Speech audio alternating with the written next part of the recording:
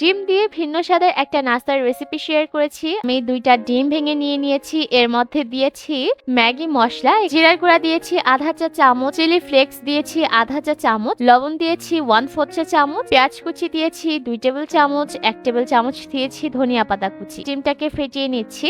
এবার ফেটিয়ে নেওয়া ডিম তেলের মধ্যে দিয়ে দিয়েছি। এবার এই ডিমটাকে আমি চুলা থেকে নামিয়ে নিচ্ছি।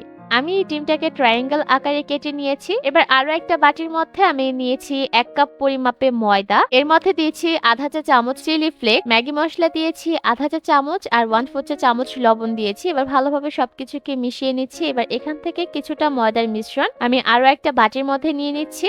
এবার এই ময়দার মিশ্রণটা দিয়ে একটা ব্যাটার তৈরি করব। এবার কেটে নেওয়া ডিমের টুকরা থেকে একটা টুকরা নিয়ে প্রথমে এই ব্যাটারের মধ্যে চুবিয়ে নিচ্ছি। তারপর ময়দার মিশ্রণের মধ্যে ভালোভাবে গড়িয়ে নিতে হবে। পর্যাপ্ত পরিমাণ তেল আমি মিডিয়াম হাই হিটে গরম করে নিয়েছি। এবার এই নাস্তাগুলোকে আমি চুলা থেকে নামিয়ে নিব।